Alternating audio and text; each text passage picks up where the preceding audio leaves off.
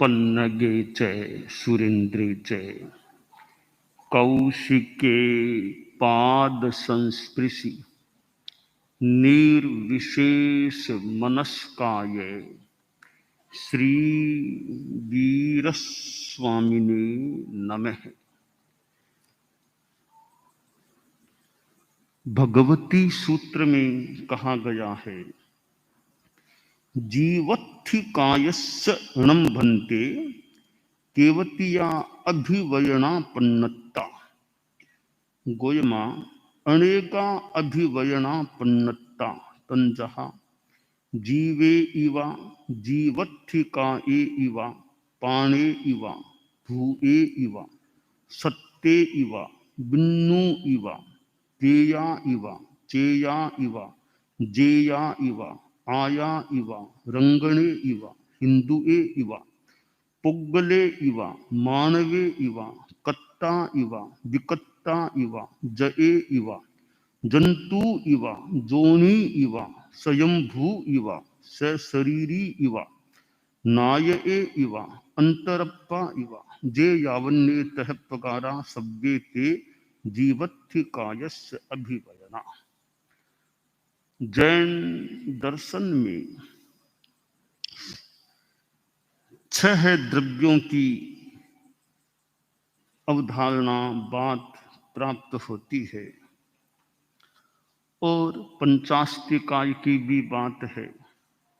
धर्मास्तिकाय, अधर्मास्तिकाय, आकाशास्तिकाय और जीवास्तिकाय, पुद्गलास्तिकाय, यह पंचास्तिकाय है। भगवती सूत्र में पंचास्तिकाय जो ये हैं, इनके पर्यायवाची शब्द दिए गए हैं कि एक धर्मास्तिकाय है, इसके भी अनेक अभिवचन प्रज्ञप्त हैं,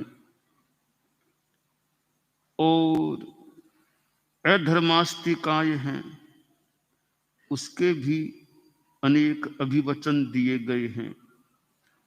आकाशास्तिकाय के भी अनेक अभिवचन हैं, और यों आगे पुद्गलास्तिकाय के भी अभिवचन दिए गए हैं, जीवास्तिकाय के भी दिए गए हैं, और जीवास्तिकाय के 23 अभिवचन बतलाए गए हैं।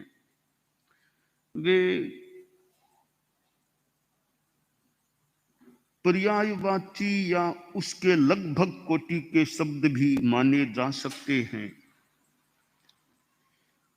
और जीव के अनेक मानो कुछ रूपों का, अनेक स्थितियों का द्योतन करने वाले भी वे शब्द हो सकते हैं। तो 23 अभिवचन हैं।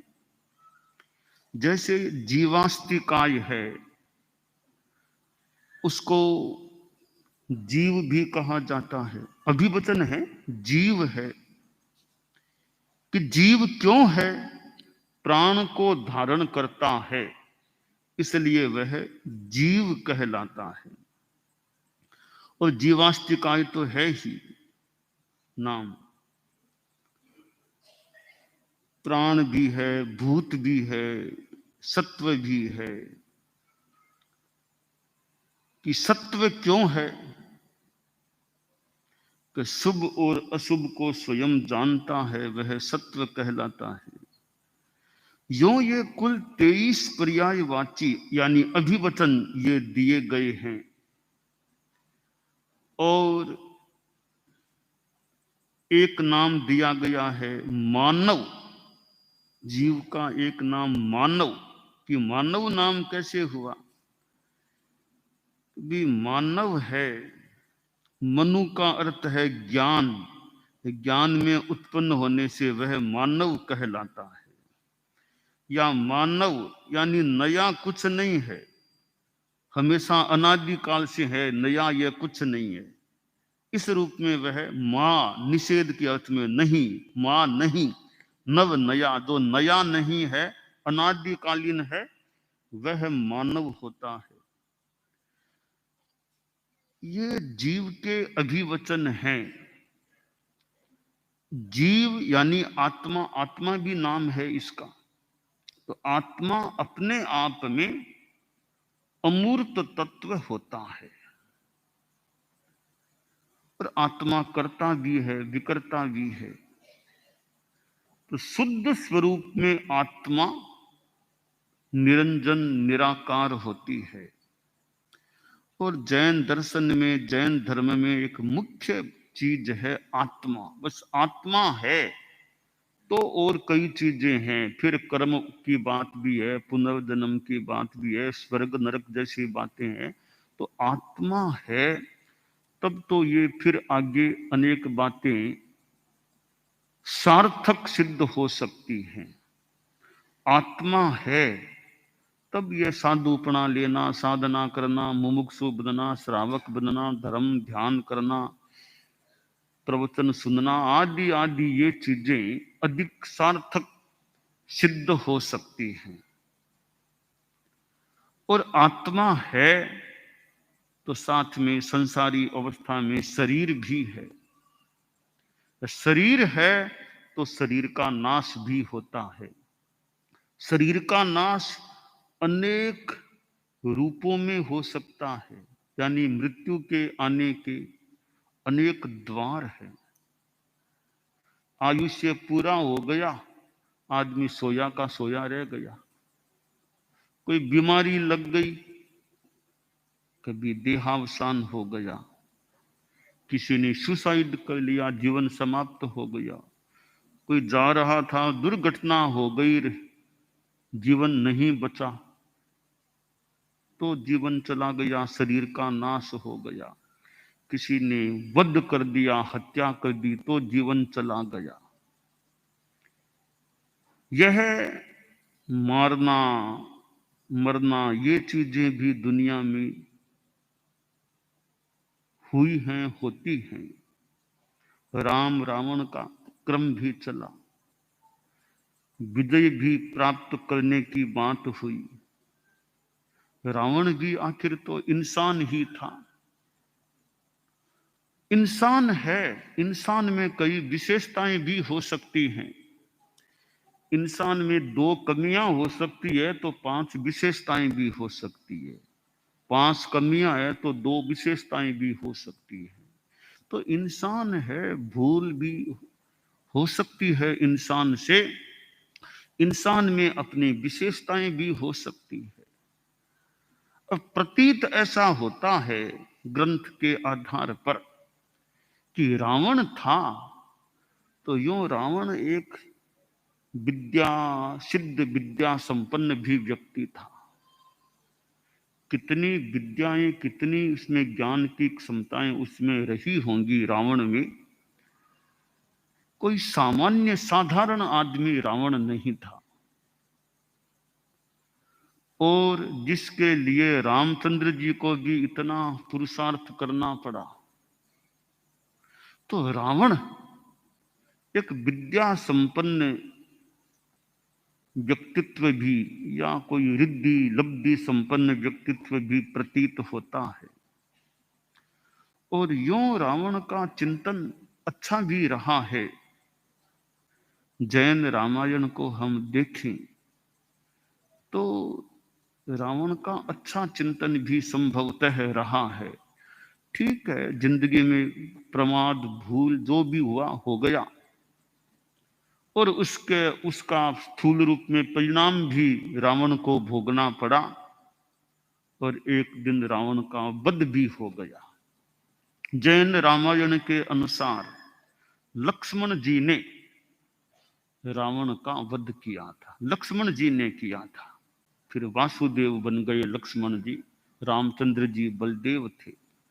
और राम लक्ष्मण की जोड़ी, भाई भाई राम लक्ष्मण की जोड़ी, कोई उदाहरण के रूप में भी लोग कहते हैं भी हम हमारे यहाँ तो ये दोनों राम लक्ष्मण की जोड़ी है। इतना प्रेम, इतना आपस में अच्छा संबंध होता है कि भाई भाई ये तो राम लक्ष्मण की जोड़ी है। बहुत एक आदर्श उदाहरण है भाइयों के लिए तो, राम लक्ष्मण की जोड़ी। एक दूसरे को थोड़ा निभाना सहन करना भी पड़ सकता है।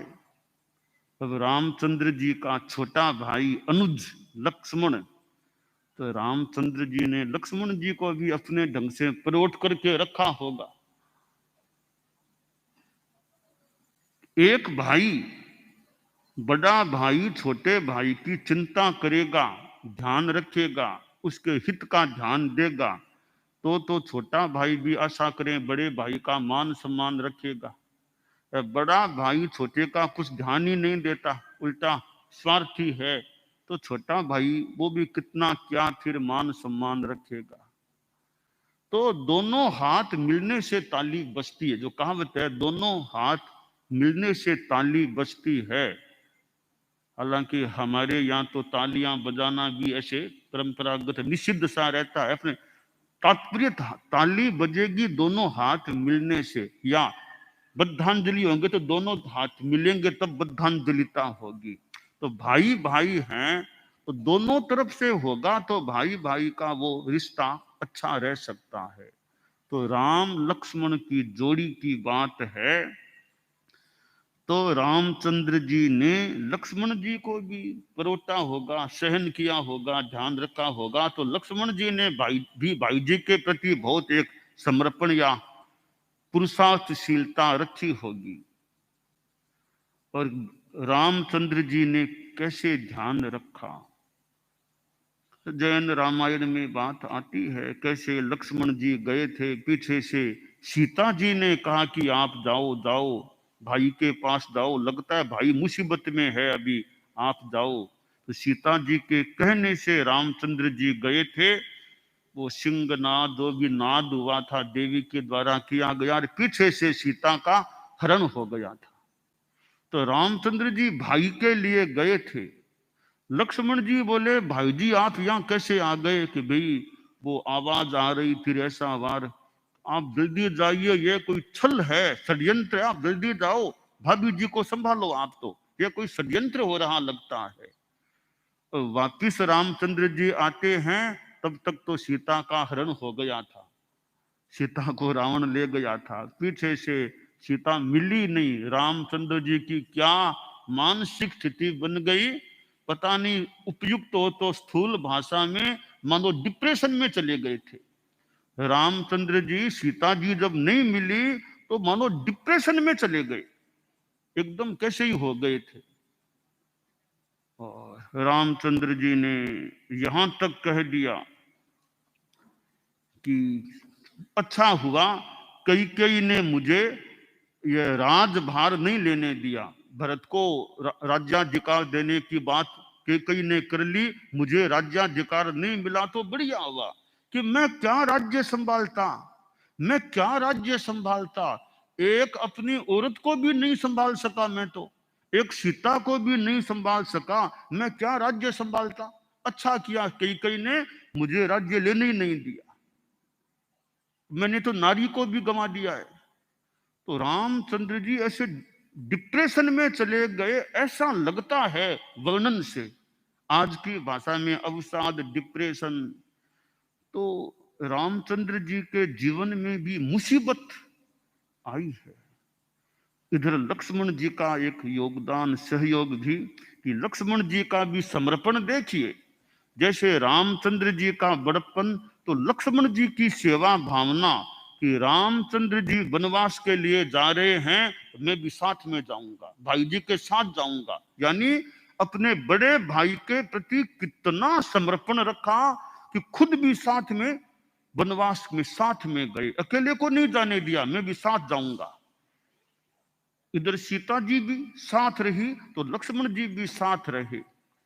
तो यह छोटे भाई का बड़े भाई के प्रति जो समर्पण और सम्मान था कि लक्ष्मण जी ने रामचंद्र जी को अकेले नहीं जाने दिया आगे, कि मैं भी साथ रहूंगा आपके।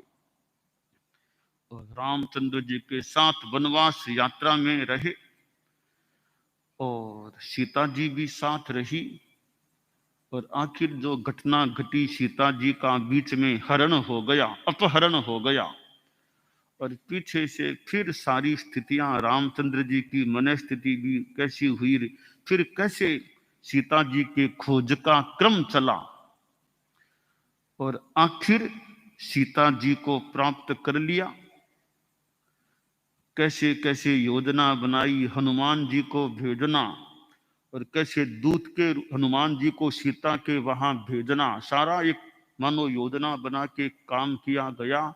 और हनुमान जी जब जा रहे थे तो रामचंद्र जी बोले सीता को मेरा संदेश देना, मेरा संदेश कह देना। कपीरे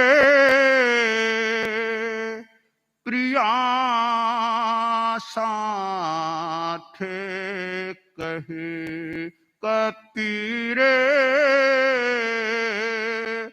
प्रिया साथ, ओ हनुमंत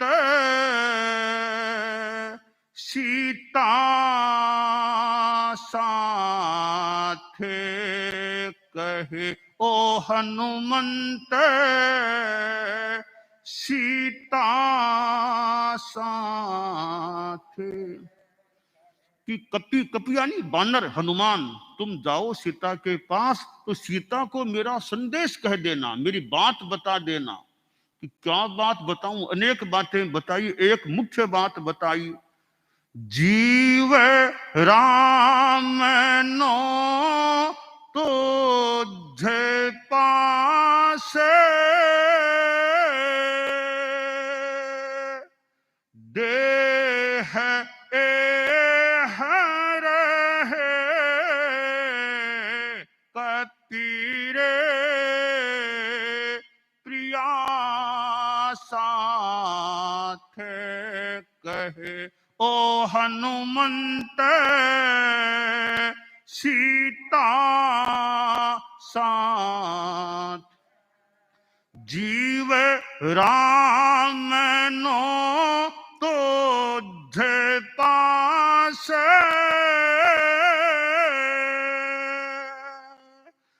देह रहे, कपीरे प्रिया साथ कहे, ओ हनुमंत सीता साथ कहे। रामचंद्र जी बोले हनुमान तुम जाओ सीता के पास, जब तुम सीता से मिल लो तो मेरा संदेश दे देना। मेरी पहली बात यह है कि उसको कह देना कि राम का शरीर तो यहाँ पड़ा है, राम का जीव तो सीता के पास ही है, यह तुम उसको बता दे। मैं उसके साथ हूं, मेरा जीव सीता के पास है, शरीर यहाँ पड़ा है मेरा। और भी अनेक बातें बताई कि खाना क्या, नींद क्या, आदि आदि बातें। तो यह सीता के खोज का क्रम चला। आखिर सीता को एक संकल्प किया, लक्ष्य बनाया, लक्ष्य पूरा हुआ, रामचंद्र जी ने सीता को प्राप्त कर लिया। और सीता प्राप्ति के इर्द गिर्द के संदर्भों में आखिर रावण का वध भी हुआ। तो रावण का वध करना, इधर रामचंद्र जी, लक्ष्मण जी और कितनी वानर सेना, और आखिर युद्ध हुआ। युद्ध होते होते रावण की भी तो सेना आखिर थी, उसका भी अपना बल था। दोनों ओर से युद्ध चलता चलता गया। आखिर लक्ष्मण जी ने सुदर्शन चक्र के द्वारा रावण का सिर धड़ से अलग किया, यानी रावण का वध हुआ। तो रावण का वध हो गया, उसके बाद भी रामचंद्र जी ने एक उदारता रखी और रावण के परिवार से मिले। मैं भूल न करूं तो रावण की शव यात्रा में साथ गए थे रामचंद्र जी, परिवार से मिले, उनको मानो सांत्वना दी थी, का भी होना सा वो हो गया, आप लोग आराम से रहो, ये लंका लंका आप अपनी रखो, मुझे नहीं, आप अपनी रखो लंका, आप मुझे नहीं चाहिए। बहुत उदारता से बात की और रावण की प्रशंसा भी की कि रावण चला गया, रावण वीर वृत्ति वाला आदमी था। रामचंद्र जी बोले मैं भूल न करूं तो रावण तो वीर वृत्ति वाला, वो वीर वृत्ति की मृत्यु से मरा है रावण। तो रावण की प्रशंसा भी की थी, यानी रामचंद्र जी की भी उदारता, महानता, उदात्तता। तो आखिर रावण का वध हुआ तो ठीक है, रावण का वध हो गया, इंसान है। और वैसे सिद्धांत परंपरा भी है कि वासुदेव के द्वारा आखिर वध होता भी है। तो रावण के लिए एक वो कोई सामान्य आदमी नहीं था, एक विद्या संपन्न व्यक्ति था, और यूं पहले चरित्र संपन्न भी वो था, ऐसा रामायण से प्रतीत उसकी उसकी अभिव्यक्ति जो थी। रावण ने एक प्रसंग में कहा था, पुरुष पनोता जे हुए परत्रिय मन नहीं आने रे। किसी ने किसी प्रसंग में कह दिया कि अमुक महिला आपको आपके लिए चाहती, आप इनके साथ शादी कर लो, इनके स्वीकार कर लो।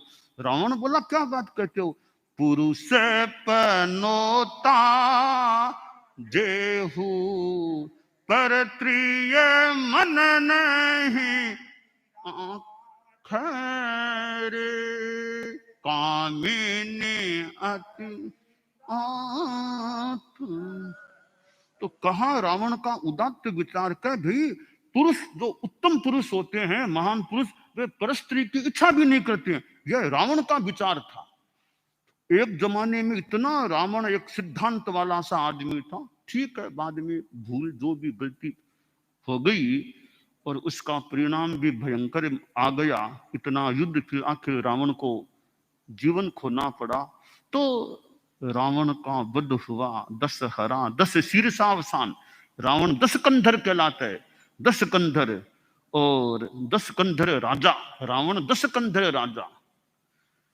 तो ऐसा जैन रामायण में जो हमारे मुख्य मुनि महावीर जो रामायण को रात में चला रहे हैं, तो ये रावण का वध होना, तो में साथ में जो रावण का दूसरा पक्ष भी है जो प्रतीत होता है, विद्या संपन्नता का भी, कोई जमाने में चरित्र संपन्नता का, अभिव्यक्ति का कथन भी, ये सारी बातें भी है।